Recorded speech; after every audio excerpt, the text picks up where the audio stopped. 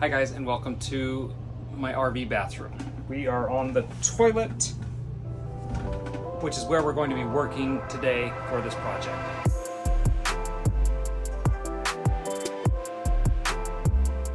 We've had this RV for over a year now. It has made a few trips, but one of the things we keep seeing is water coming out of here.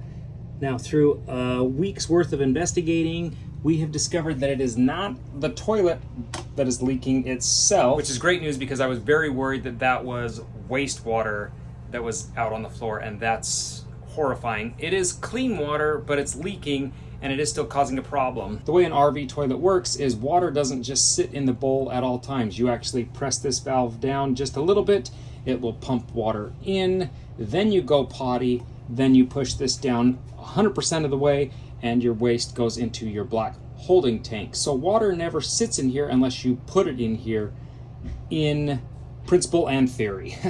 So when we were leaking water here, we were actually leaking it into the bowl as well.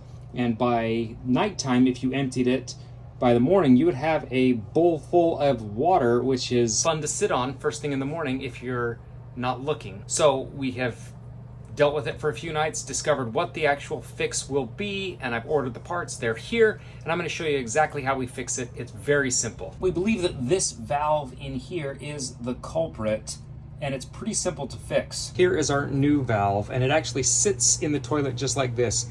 Fresh water comes in through here, and the lever on your floor pushes this in, and it allows water to come out here and into the bowl.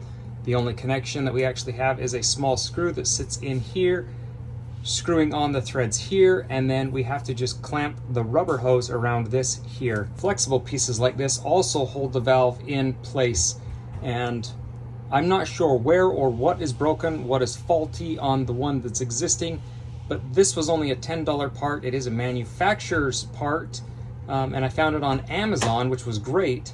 So for replacing this to start with, I figure that's the best place to be. Step number one, turn water off to the RV. Step number two is find your low point for cold water at least, and open that up. Step number three, we actually have to break the siphon. So we're gonna turn the water on for the cold water, and that will break the siphon for the low water. And the way you can verify if your water is off is if you are not getting water to flow out of the toilet anymore, which it's not, and we're getting very little out of this drain. Now you see the red on that, that is the hot water low point. We don't need to drain that, just cold water. For those of you not familiar with RVs, it is tight quarters no matter where you're at, but it is unbelievably tight quarters here. So I've gone through all my steps. First, I've turned off the water, I've opened my low point drain, I've opened up a faucet above the low point drain to break the siphon, and our water is completely off, and now we're back to this step. To replace this item, the only tools you will need is a nut driver with the right size socket for your new clamp. And then I also got the ratchet driver as well. You will need a set of cutters, particularly dikes like this that can get right in close, because we have a clamp that we have to cut off from the manufacturer. So as far as tools and parts go, it's a pretty small list to work with. Do we have a rag? A towel? For what? Just something, so because I know I'm gonna have a little water residue, so I can mop up as I go. I do recommend having a towel close by while you're doing this, because you are gonna get water residue and you wanna dry it up. So my first step is going to be breaking these threads loose. It's just like a hose thread. Really, really simple. And if you did not shut your water off beforehand, you will have water everywhere at this moment. In order to get this screw off back here, I actually needed a flathead driver on the socket.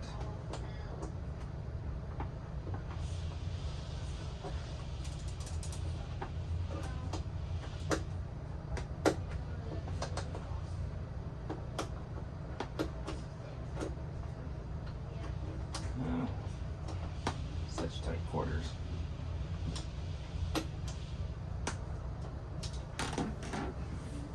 There we go. Okay. Now that our valve is loose, I can actually get to it and cut these. I do want to be careful not to damage this hose because I'd like to reuse it. Our crimp is loose. pull this whole crimp off. That guy's definitely garbage. So now we should be able to just pull this guy right off. Oh, there's a little bit of water in there. Go under the rag. Looking at the old one, I'm not quite sure where it's failing, unless it's failing somewhere inside of here. There is a filter, but it does look like I've got a little bit of maybe water residue or something in there that's just not sealed off anymore like it should. So we'll take our brand new one, put it in place, and see if that fixes our problem. I'm gonna put this together in exact opposite reverse. I'm gonna put my clamp on, making sure that the screw is facing me when it's down, put my pipe in, and then tighten this clamp right up. Make sure it's sitting in place where we want it. There we go, nice and tight. Now I can actually push the piece in, and it should just line right up, but there is a small opening in there that's what we're trying to get into. So line it up, and it clamps in place. All right, to seat it really well, you use a screw, slips right into the slot there. I'm gonna cheat just a little bit. Use a right angled driver and just carefully drive that guy in.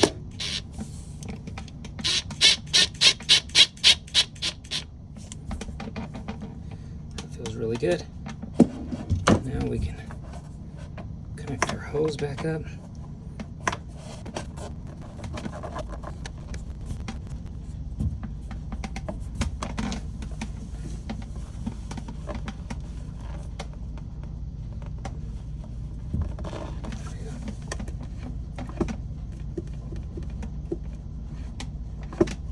Feels all right.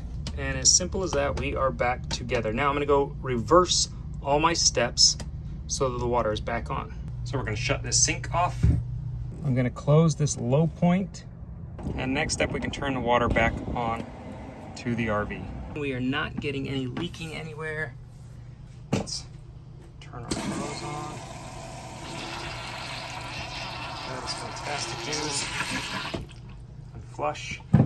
And hopefully we won't have any more water coming underneath our toilet anymore. With this simple